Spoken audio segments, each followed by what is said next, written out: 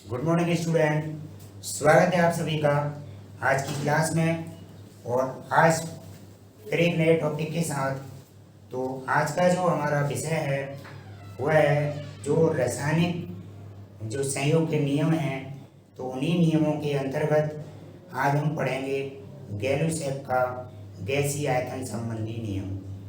इससे पहले आप पढ़ चुके हैं जो रासायनिक संयोग के अन्य 4 नियम, जिसमें आपने पहला नियम पढ़ा था द्रव्य की अविनाशिता का नियम, यानी द्रव्यमान संरक्षण का नियम। दूसरा नियम पढ़ा था आपने स्थिर अनुपात का नियम। उसके बाद पढ़ा आपने गुणित अनुपात का नियम, और उसके बाद फिर पढ़ा आपने तुल्य अनुपात का नियम या व्युत्क्रम अनुपात का नियम।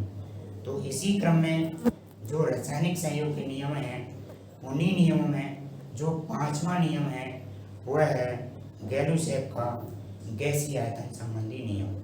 तो गैलुसेफ नामक वैज्ञानिक ने गैसों के आयतन के संदर्भ में उन्होंने सन 1908 में एक नियम प्रतिपादित किया, जिसे हम सामान्यतः गैलुसेफ का गैसीय आयतन संबंधी नियम कहते हैं। तो देखते हैं यह नियम क्या है, इस नियम को समझते हैं। तो देखेंगे सबसे पहले देखेंगे इसको पूरी किस तरह से इसे डिफाइन किया गया है।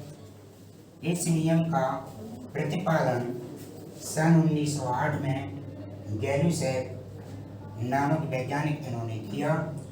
इस नियम के अनुसार 2 या 2 से अधिक गैसों का परस्पर संयोग किया जाए तो उनके आयतन में एक सरल अनुपात होता है, और प्राप्त नई गैस का आयतन साधारण ताप व ताप पर अभिकारी गैसों के आयतन में एक सरल अनुपात होता है।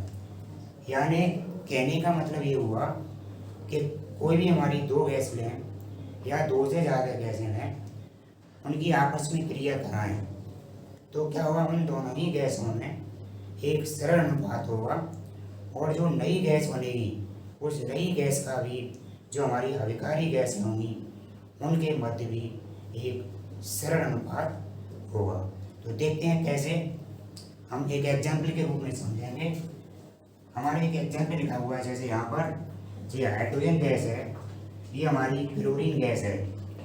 हाइड्रोजन और क्लोरीन दोनों ही गैस हैं आपस में अभिक्रिया करके या हाइड्रोजन क्लोराइड जो गैस है उसका निर्माण कर रही हैं। तो देखेंगे हमारी ये क्या है, सबसे पहले हाइड्रोजन ये गैस है हमारी, ये भी क्लोराइड क्या है, गैस है, और यहाँ पे हाइड्रोजन क्लोराइड बन रहा है। तो यहाँ पे देखें हाइड्रोजन कितना है, ये हमारा इसका 1 मॉलिक्यूल है, क्लोरीन है इसका भी 1 मॉलिक्यूल है। इन दोनों में कितने अनुपात, 1 अनुपात 1। अब यहाँ पे हम देखेंगे जो हमारा 2 भाग है, ये 2 भाग बन रहा है। ये कितना है, 1 भाग, ये भी हमारा 1 भाग। तो यानी इन दोनों में कितना अनुपात है, 1 अनुपात 1। अब हम बात करें हमारी ये कौन सी गैस है, जैसे यहाँ पे कहा गया है कि जो हमारी प्राप्त गैस होगी, तो प्राप्त गैस हमारी कौन सी है, ये, और ये कौन सी हमारी अभिकारी गैस है। इन दोनों में हम देखें अभी इन दोनों का अनुपात कितना है, 1 अनुपात 1। अब इन दोनों गैसों को मिला दिया जाए तो कितने हुए, 2 भाग। अब हम यहाँ पे देखें ये कितना है, 2 भाग। तो यहाँ पे 2 अनुपात 2, यानी इसका अनुपात भी कितना हुआ, 1 अनुपात 1। तो परिभाषा से स्पष्ट हो रहा है, वो कह रहा है 2 से अधिक गैसों को परस्पर संयोग किया जाए तो उनके आयतन में एक सरल अनुपात होता है। तो यहाँ पे इनके आयतन में एक सरल अनुपात है। इसके बाद कहा गया है तथा प्राप्त नई गैस, तो यहाँ पे नई गैस मिली, इसका भी अनुपात किससे होगा, जो हमारी अभिकारी गैस हैं उनके मध्य भी सरल अनुपात होगा। तो यहाँ पे हमारे इसके 2 भाग बने हैं, इन दोनों का टोटल करें तो 2, और इनका रेशियो निकालें सिंपल, यानी 2 अनुपात 2 को हम सॉल्व करेंगे तो 2 एकम 2 और 2 एकम 2, तो 1 अनुपात 1।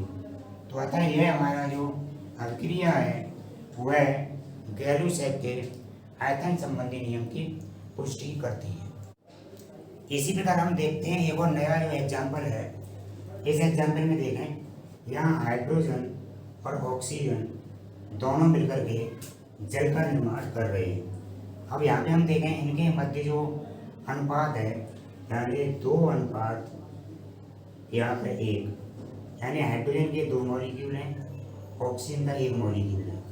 यहाँ पे जल के 2 मॉलिक्यूल बन रहे हैं, तो इनके बीच में कितना रेशियो, 2 अनुपात 1। तो इसी प्रकार हम देखें यहाँ पर भी जो रेशियो है, यानी जो हाइड्रोजन हमारी ये है ये, तो इनके बीच में बिल्कुल सिंपल रेशियो 2:1। तो इसी प्रकार हम देखें यहाँ पर भी हम 2 को मल्टीप्लाई करें इसमें 2 में, तो 2 रहेगा, और इसमें कितना रहेगा, यानी 2:2, यानी ये 2 इसका मल्टीप्लाई करेंगे 2 हो जाएगा, और यहाँ पर यह 2 और 2 बन जा 1 और 2 बन जा 1, तो इनका रेशियो है 1:1। तो यहाँ पर भी हमारा क्या है, सिंपल रेशियो है, सरल अनुपात है। तो इस तरह से हम कह सकते हैं कि जो हमारी जो ये नियम है, ये नियम किस पर डिपेंड कर रहा है, गैसों के आयतन पर डिपेंड कर रहा है। यानी जो 2 गैस हम ले रहे हैं उनमें जो संयोग हो रहा है, तो उसका जो अनुपात होगा वही अनुपात हमारा क्या होगा, जो हमारी जो दूसरी गैस है, यानी जो प्राप्त गैस होगी उसके मध्य जो अनुपात होगा वही अनुपात यहाँ पर जो हमारा अभिकारी गैसों के मध्य होगा। तो इस तरह से ये नियम था, आपको अच्छी तरह समझ में आ गया होगा। तो अभी तक आपके जो 5 नियम हैं वो आपको अलग अलग वीडियो में उनको बता दिया गया है। आप इन्हें एक एक करके उन वीडियो को देखें तो निश्चित ही आपको सारे नियम समझ में आ जाएंगे। तो आज के लिए इतना ही। जय हिंद।